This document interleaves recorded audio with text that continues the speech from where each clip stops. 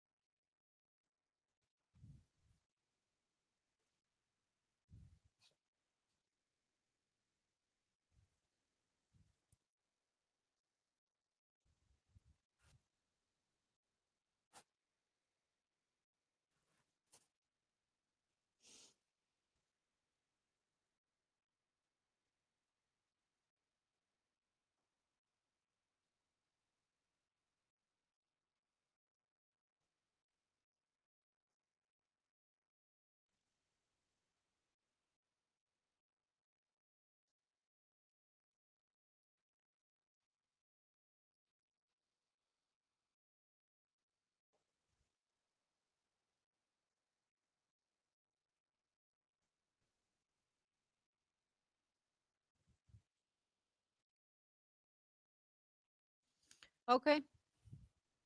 Yeah, they're coming now. Very good. Good to see you. So now I would like to tell you about the interpretation session for contextual interviews. And they say that the interpretation should take around 2 hours. So first, they are very practical. They have been in the industry, so they are really like, first you have to find a place to work on. Here you could have a computer and a projector if you like, and flip charts and pens and so on, and decide the group that does the interpretation. And 4 people is the good size, so I would think the group working together on the assignment is a good size. And then you decide the roles, and we would look at that. What are the roles later on? But you should have what you get out of the interpretation session is affinity notes. So you make yellow post-it notes on the results from the interview. And they say it should be 50 to 100 from each interview. But this is based on that they think that you are supposed to write 10 to 20 pages of detailed information from each interview. Because the authors of the book, they really emphasize that you are very detailed and gather all the possible information you can get. And then you start like, and you do this, and then when making the affinity diagram, you are summing up. So they would like you to keep the details until the affinity diagram work. You could have also a description of the user that took part in the interview. That would be one of the outcomes, and description of the organization, if it's an organization that the user is working at. So the main question after the interview is, what happened in the interview and how can we use that? So the interviewer doesn't need to prepare.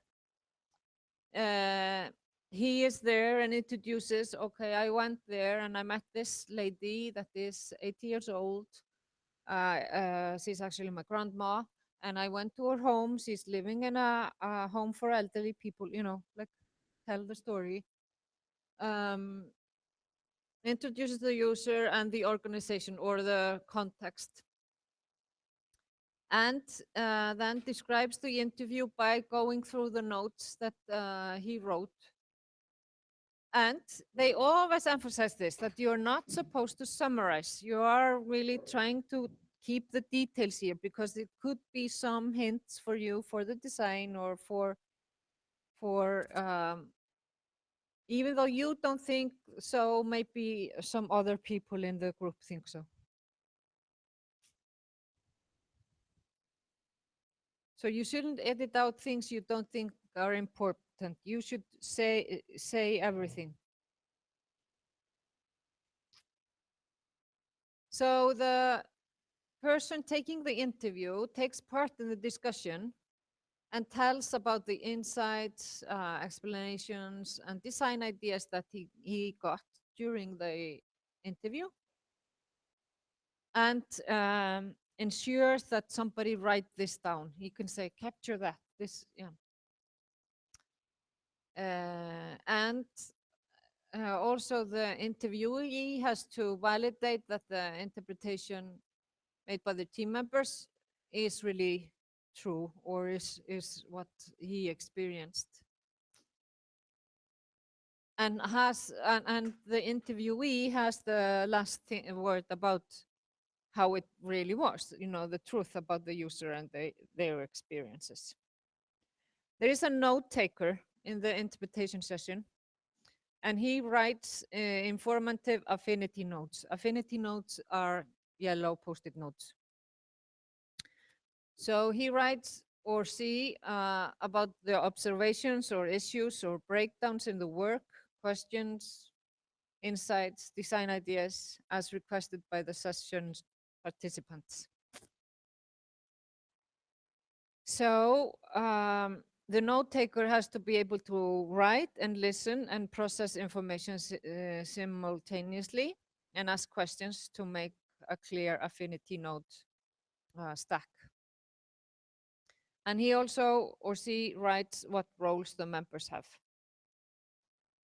And this could also feed into the um, um, feed into a user profile or a persona. So a general team member at this session. So we have one that did the interview and one that is making the notes, but then we have the other team members, which are one or two if you are 3 or 4 working in the group. And this like general team member listens to the interviewer and asks questions and could also ensure that the ideas are captured and so on. So he could also offer insight, try to understand this. Okay, so this is really the problem, or saying like, trying to really understand what happened and trying to find information that will help you in the design. So this general interpretation team member could ask the interviewer if he thinks that the interviewer has skipped something or is summarizing and so on.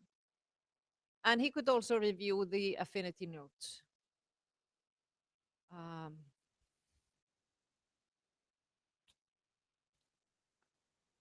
In the interpretation session, you could also have a moderator, which is then controlling what happens.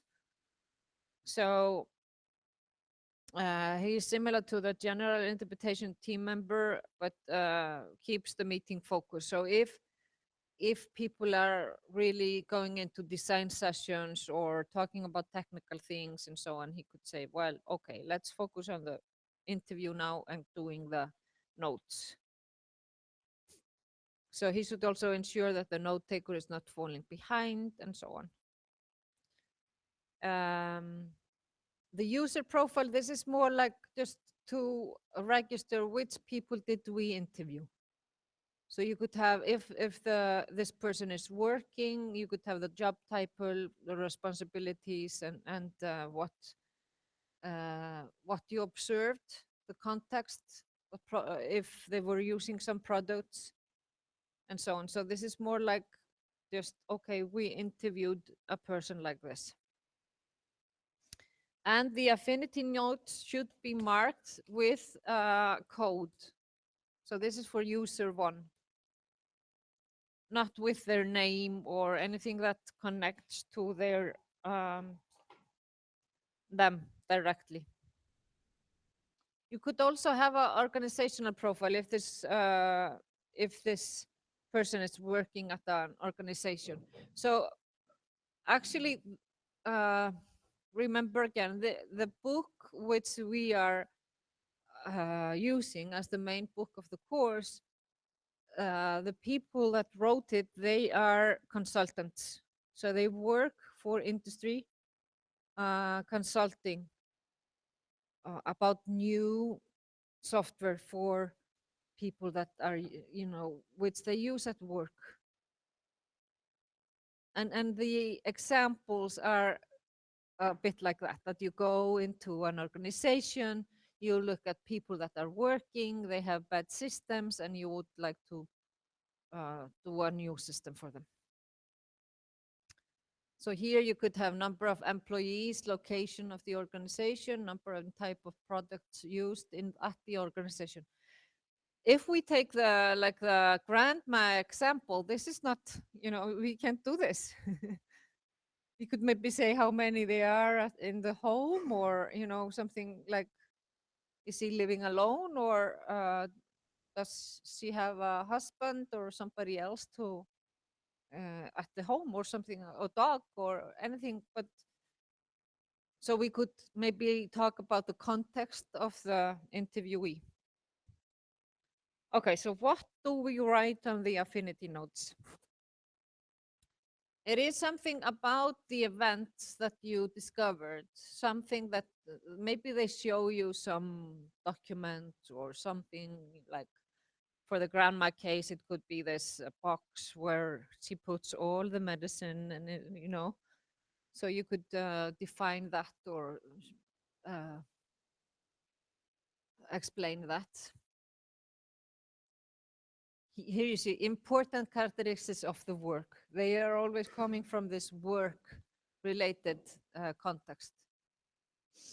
But it could also be important characteristics of her goal and how she approaches the goal.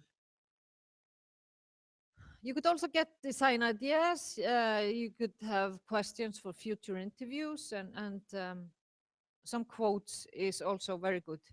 It's very good to write down something that you really think is telling you something from the user. So if they say, I just hate it, I'm always forgetting this, like this would be like a strong case. Affinity notes. This is actually an example from the course. So you are grouping the data from the interviews. So here they have made the data on white notes, not yellow as it was, but that's okay. These white ones are the lowest level, and they have grouped them in categories. So the blue one should actually summarize all what is on the 5 here. And then the pink should summarize what is on the blue and the yellow on the 3 pink there. So this is really summing up the information from the interviews. And this is from the book, just a picture there. So you are actually taking data from many interviews and you are grouping them to make an affinity diagram, like a structure, a tree of information. And it is a way to group information about the user's needs in a prioritized way. This is another example from the course. This is like 10 years ago that some group did this. And they also, another group used a tool that was talked about in the book. I don't know if this tool is available, but I like actually, and also the authors of the book, they like you to have it on paper because then it's much easier to collaborate. If there's just one person making this, it's hard to collaborate. So how is it conducted then, making the affinity diagram?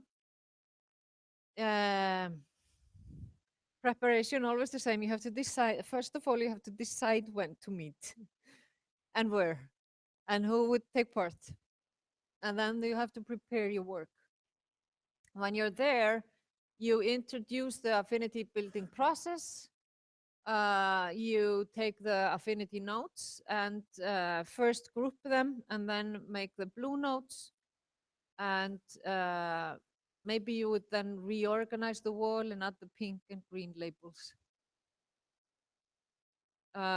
When you've done all this, you could create a final affinity diagram. They say that one affinity diagram should typically cover information from 8 to 10 users. And this should, if you have 50 to 100 notes from one interview, you're up to 1,000 notes, or maybe 500 to 1,000 notes in total in the affinity diagram. Okay. Do you think you will cover? Some students are shaking their heads. Yeah. So okay. I know it's hard, maybe, and especially when you're beginning. But actually, this was from one of the some of my students, and this is at least, I don't know how many. Can we?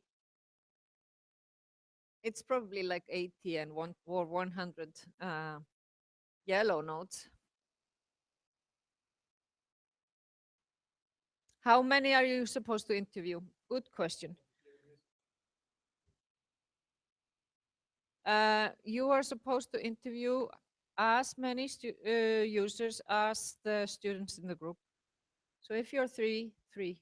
But you are, of course, allowed to do more if you would like a bigger affinity diagram. And if it's easy for you.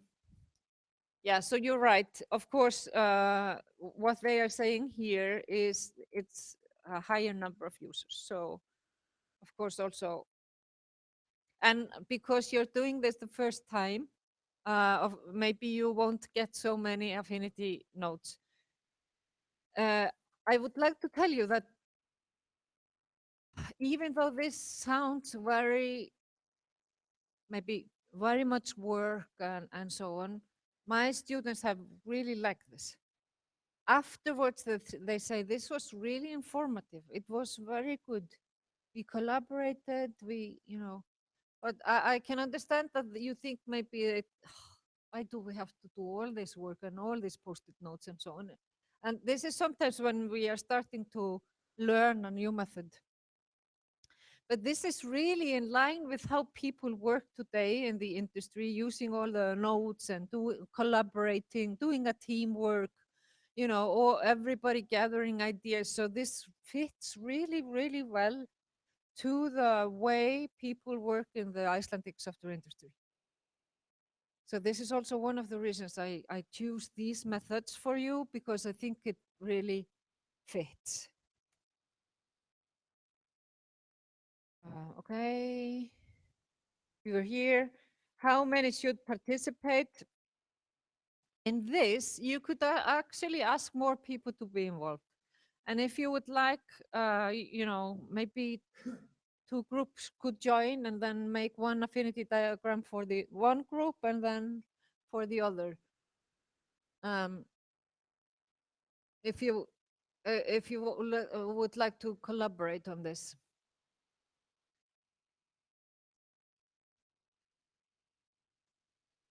Yeah, and they say, yeah, one person should maybe have 50 to 80 notes. So you would need 6 to 8 people if you have 400 notes, but you will probably be not have so many. So I think it will be okay for you. Uh, yeah, and they say try to make the affinity diagram making not take more than 3 days. So I hope so. And what people, the team that interpreted the interviews, so it's the group that is working together, but it could also there could come some from the team or stakeholders or something.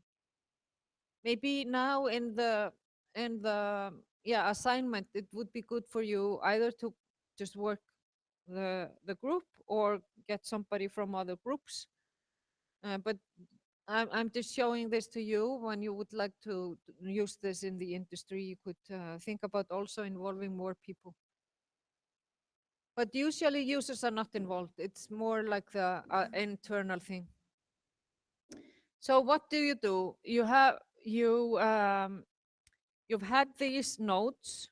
That was from the interpretation session. So you have a stack of notes, and you would group the notes into 20 notes stacks, and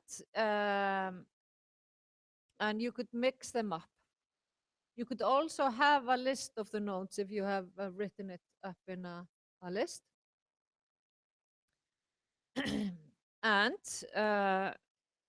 and you get the room ready and paper and on the wall and everything. Yep. Question? Back.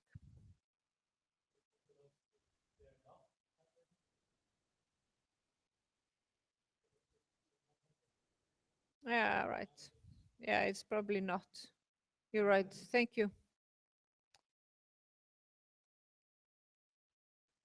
Okay, so how is the building process? First, you have a short introduction, especially if there are other stakeholders or people that haven't been in the process. And you should group the goal is to group the nodes in columns.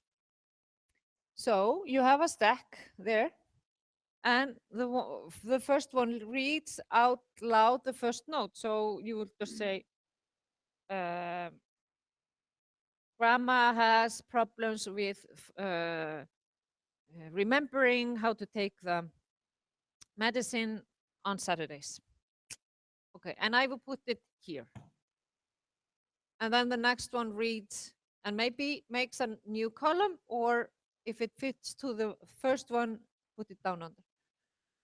So one reads out the first note and puts on the wall.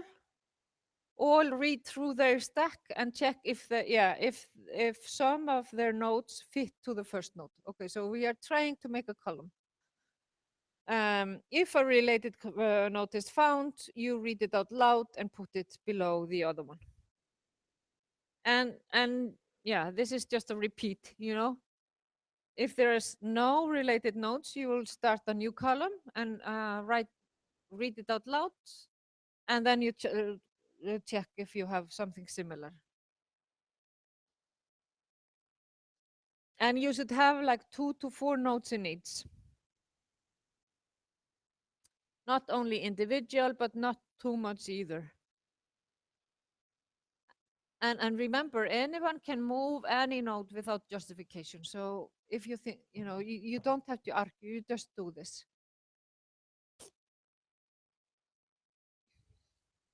And then if a note doesn't make sense, you could maybe check the affinity notes written before and after this one, or talk to the interviewer. So if it's really hard to find a column for a note, you could put it aside, or someone else will take it.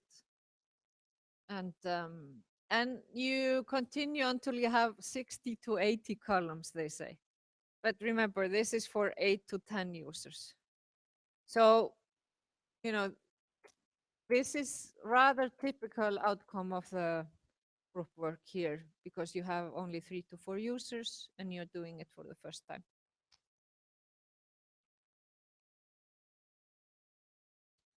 But it is very, very, yeah, my students have really liked this process.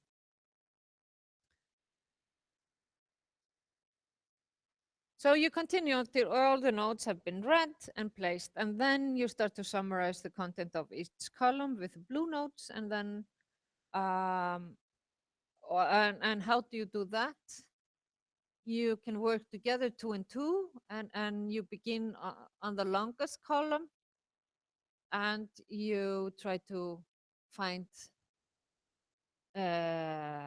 something that really describes what is below there. What is the essence of these all these yellow notes?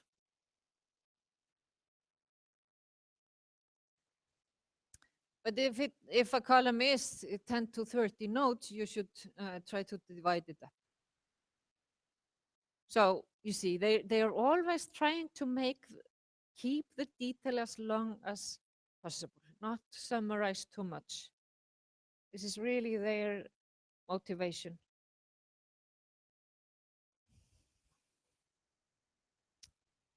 Okay, so a good blue note summarizes what is on the notes underneath it, and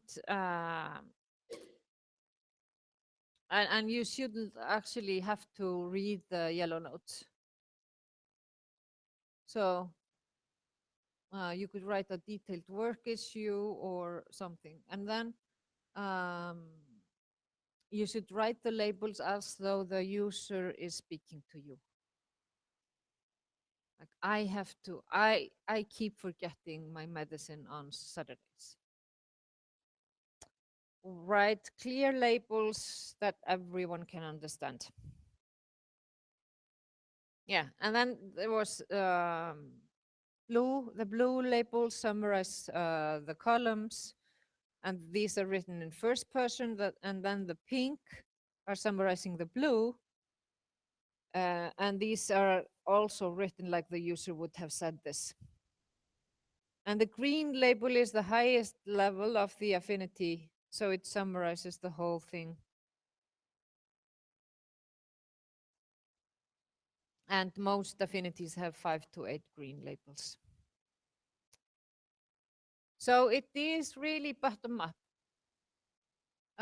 You are first grouping the yellow nodes, then making the blue, and then summarizing up.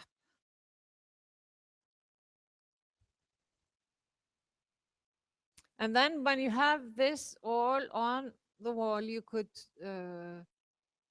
go through it and think if there are some holes in the diagram or something that you maybe need to check further. But after that, you could make a digital version of the diagram. But you can also just take a photo of it and put on your blog. I don't demand you to do this drawing like they have done here. You don't have to. You can just take the photo like here. But and actually, in one of the problem solving sessions, I will ask you to take the affinity node with you. And then you will be working together. You will get a visitor group that will help you to get design ideas from the affinity diagram.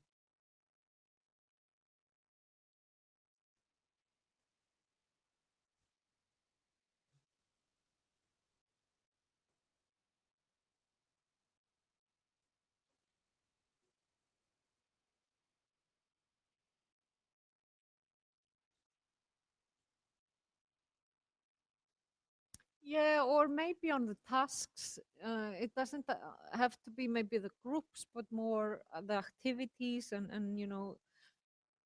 because mm?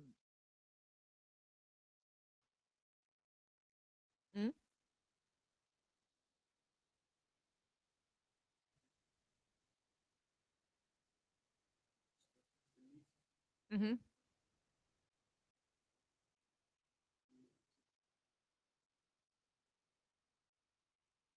Yeah, probably the green, which are yellow there, but these are the top ones, could actually map into a group of needs, and you would maybe then make a part of the system that is supporting this need.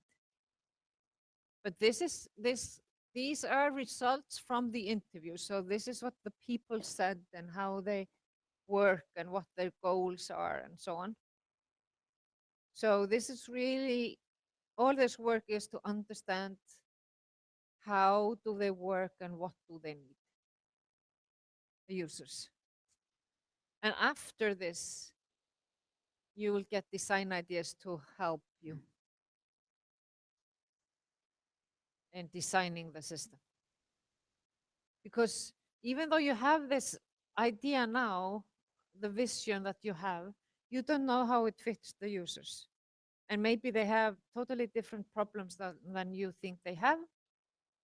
So all this work is really checking how do they work today? What problems do they have today? So you're checking also your idea. Do they really have all these problems that you think they have? Do they need this help that you think they do? And so on.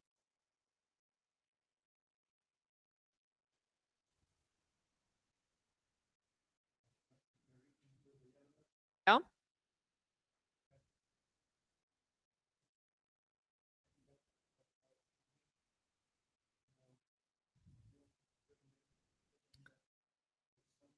Missing. Yeah. Yeah, this was here. If you think there are holes in the diagram, if there is something that you haven't covered, or if there's something that you didn't ask about or something, they would like you to somebody. They wouldn't like you to guess. This is their way. They want this all this thing to come from the users. You should see this need at the user's place, and this is why you made the system. It's not that you would like you would ask the users how the system should be designed and what they, it is more understanding the need and how they work and so on. And then you get design something to help. So we are not saying that we will just ask users and then do what they are telling us, like users will just tell us they would need this system, it should be like this, and and we will just go and do that because they would probably would like a very similar system to what they are using now. But we maybe know that it's even better for them to get a new technology or something.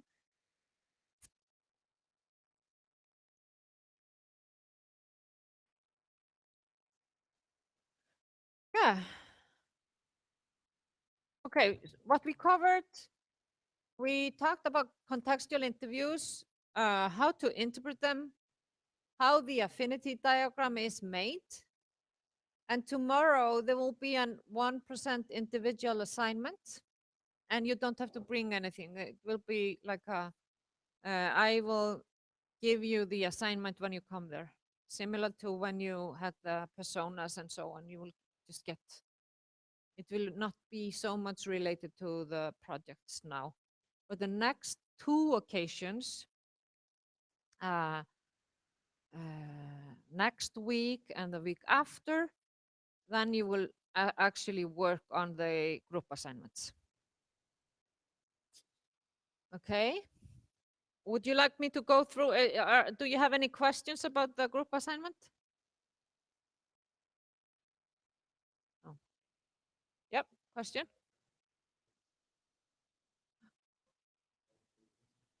Yep.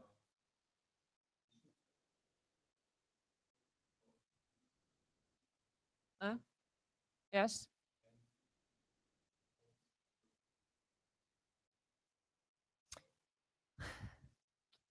No, not exactly about the vision. It's more that you are checking if your vision is right. So maybe you have the goal of helping elderly people, like we have been talking about. Then you would try to go and check if they really have the problems you think they have. So you should try to learn what they do today for solving the things that you would like to help them with in your vision. So you're not taking the vision and asking them, if you would have the system, would that be nice? Because they would say, yes, of course, nice. So it's more like you're trying to check if your idea is valid, that they need this, they have this problem.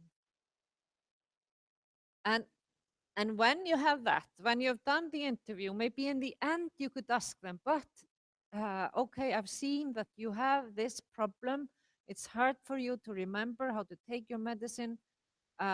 If you would have a system in your phone that always rings at 8 o'clock in the morning, would that help you? So you could like tell them the idea of your vision and ask if they would like that. And then they would say, oh, no, no, because I always forget my phone in my purse.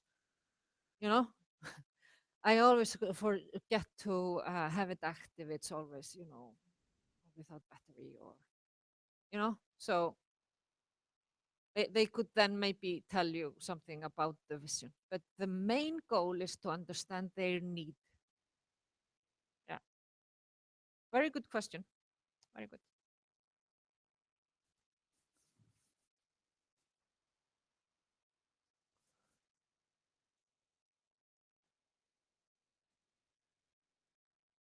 Okay. See you tomorrow then. Thanks for attending.